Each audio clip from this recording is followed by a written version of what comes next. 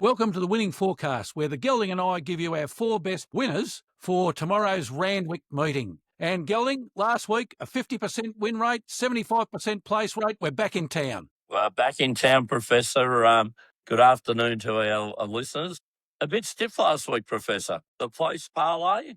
Yeah, I'm not going to be baited into saying something that we were talking about off air, Gelding. Would it be fair to say you thought we should have got the place parlay up? I'm awarding an S-hit ride to Harry Coffey. Yes, quite rightly so, Professor. Very good.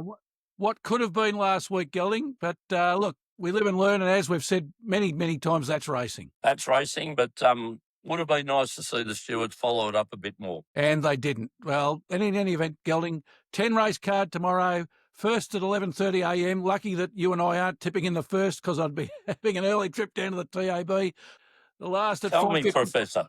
Yes, Gelding. If it was my turn to put the bets on, what would you have bet in the first? No, it still wouldn't have been race one. Okay. But if I had been having a bet in race one, Gelding, I don't know. I think it probably would have been Mailata. Yes, I'm with you there. But anyway, we'll look on with interest tomorrow. We are. The feature race, Gelding, is race 9, the Group 1 all-age stakes over 1,400 metres worth a cool $1.5 million, and a very close second place to race 7, the Champagne Stakes, for $1 million. So $2.5 million going around in 2 races, Gelding. Yes, Mr. Blandy certainly likes throwing the cash at these races, and of course being the third day of their championships, the all-age stakes over 1,400, an excellent field, and the 2-year-olds in the Champagne Stakes over a mile, Professor.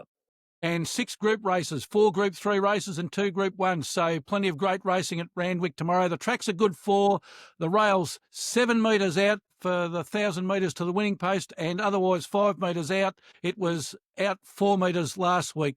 Last week, 60% of the winners were on pace, Gelding. Yes, Professor. As we were discussing off air, why do so many on-pace runners do so well, Professor? Well, because they've got a chance of winning, Gelding. Exactly.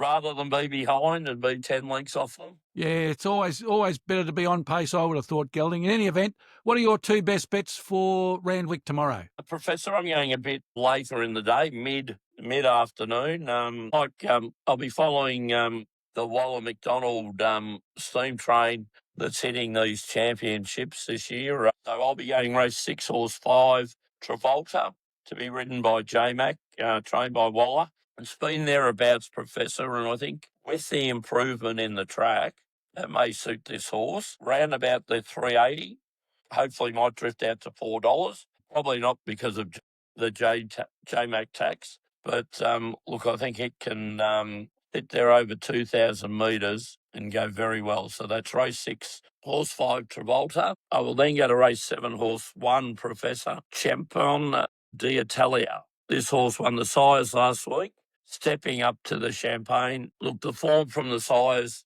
is probably the best form. I'm hoping so. Only worried about the improvement in the track, Professor. This horse's 2 wins have been on slightly affected going, slow going.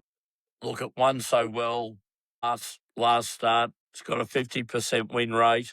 Run 4th in a Golden Slipper. It's trained by Waller to be ridden by McDonald. Got all in its favours, Professor. Currently about the 270 mark, and maybe if there's a few queries about it on a good track, we may get the $3, but I think anything over 250 is good shopping, Professor, for a Group 1 winning horse trained by Waller and ridden by McDonald. Beat the majority of the field that it's racing against last start. And you like, Professor? Yeah, Gelding, going a little bit earlier than you. The first one I'm having a look at is race 3, the Catnar Jewelers Handicap.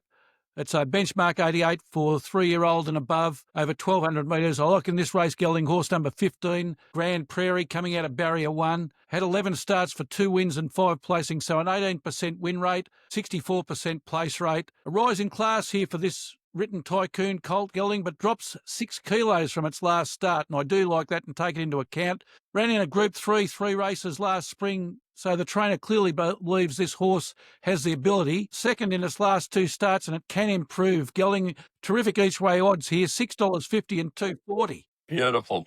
Beautiful. You're not paying the McDonald tax in this field, No, not in this paying. race. No, not in this one, Gelding. Thomas Sherry's in the saddle, Gelding. He's got a career win rate of 13%, but he's beating that this season, 15.5% if you don't mind. And Peter Snowden, he's having a season to look back on as with some pride, 17%, both career and season so far. I'm with you, Professor. Excellent trainer. This horse will be hopefully in a position, as we said, on pace, given every chance to win the race. And again, I could just say the caveat is always we're expecting good rides from all these jockeys, and Tommy Sherry is certainly a very good jockey. Exactly So no right, reason to think otherwise. My second selection's in race 5, the Frank Packer Plate, a Group 3 race for 3-year-olds over 2,000 metres. I like in this one horse number 2, Providence Gelding, coming out of barrier 10. It's had 12 starts for 1 win and 3 placings, 8% win rate, 33% place rate. It's the 4th run in the campaign, Gelding, so it should be fitter for this start. It's got a poor race record, Gelding, but on reflection, the calibre of the races it's been running in, it ran in the Group 1 Randwick Guineas against She's an Alibi, so that's not a bad horse to be running around against.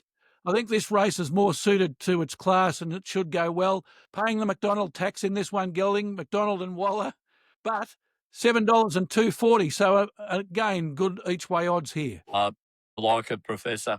As you said, if Chris Waller's put a horse in a Group 1, he must think it's got some kind of ability. So I dropped back to a Group 3.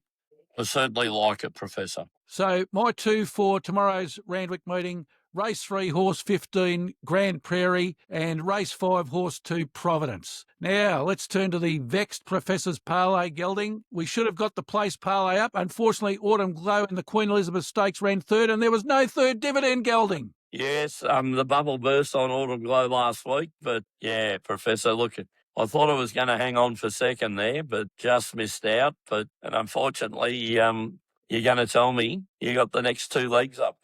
Yes, we gathered around in Adelaide, Gelding, and Geelong beat West Coast Eagles and Greater Western Sydney beat Richmond. So we got a third. The place parlay should have got up, but there was that no third dividend came up. So I was yelling at the TV when I saw that come up. But anyway, we knew. So the parlay at the present time, 6 from 14, so 43%. Still a good strike rate, Gelding, but could be a little bit better. Anything above 33%, Professor, is what we keep saying about the horses. If you're getting 1 out of 3, you're doing very, very well. So we're above that at the moment. As we said, it would have been better last week. But this week, there certainly won't be any NTD. No, there won't be this week, Gelding. There's plenty of runners in all the fields. So this week's parlay, the race leg, Gelding, the hardest one of the lot. Race 7, horse 1, Campione d'Italia, for all the reasons you mentioned before, and I'm glad we're on this one. And we'll parlay that. The AFL looks like it might be a good hunting ground for us, Gelding, so we're going back there. Gold Coast playing at home to beat Essendon. The Gold Coast 5th after a 3-0 start, Gelding. They're back to earth with losses to Melbourne and Sydney over the last 2 weeks. So I'm sure on their home ground they're going to take some or exact some revenge on Essendon for their last 2 losses. Essendon beat Melbourne last week, but I don't think much of them winning 2 in a row here, Gelding. Gold Coast are second in points for. They've averaged points for is 108, so that's a pretty good points total, Gelding. The Essendon team, who are 17th, let in 105 each week. So their points for, they're 16th out of 18, their points against 16 out of 18. So the figures are certainly with Gold Coast, and I think they should win comfortably. The bookies think that too because they're giving 41.5 points head start to Essendon, Gelding. Yeah, Professor, look, fantastic, much improved effort by Essendon last week. Hopefully they bring that same effort again today, but Gold Coast up there on a good deck. Hopefully we'll be able to just outrun them and rather than the rain of Adelaide, let them get back. I'm sure Dimmer's given them a bit of a rev up. We might see a bit of an improved performance from the Suns. Yeah, I hope so, Gelding. And we'll parlay that into the Western Australian battle. Fremantle to beat the West Coast Eagles. Fremantle currently sitting second on the ladder. They've only lost 1 game. They've won 4 in a row, Gelding. They lost the first one. They've won the next 4, and they look pretty good. Oh, they're in fine form, Professor. A very good tip by you, I think, in this. I like it. And very frugal, Gelding, with allowing points in. They only allow 67 points per game on average. So I like a team with a good defence, and I think the West Coast will struggle to score. They're 15th on the ladder. Their points for, They're 17th out of 18. Gelding, they only average 75. I don't think they'll even score that against Fremantle. Very strong backline Fremantle and a very, very efficient forward line. Your ex-Demon player playing very well for Freo in the ruck. Jackson. Action Jackson. Yes, he is, Gelding. The bookies don't like West Coast either, Gelding. You can get 43.5 points head start. I don't think I'd take it even with that bigger head start. I think your two selections will be very good for and percentage boosters for both teams, Professor. So this week's Professor's Parlay, Gelding, race 7, horse 1 at Randwick, Campione d'Italia, and parlayed into the Gold Coast to beat Essendon, into Fremantle to beat the West Coast Eagles. Now, before we finish the show, Gelding, there was a bit of a quiz for you last week about King Tut and who played King Tut in the Batman television series in the 60s. And we agreed that it was Victor Bueno. Well, let me tell you, Gelding, King Tut's run was so good last week, it would have won even with Victor Bueno on its back. You've built a bridge over this one well, Professor. I thought you'd like that comparison, Gelding. Batman. Yes, a true classic and always worthwhile to have a look at, Gelding. Yes, indeed. All right, Gelding, that's all for the winning forecast for this week. And until next week, it's good luck. And good punting. Responsible gambling is paramount. For support, contact the Gambling Help online at 1800 858 858 or visit gamblinghelponline.org.au.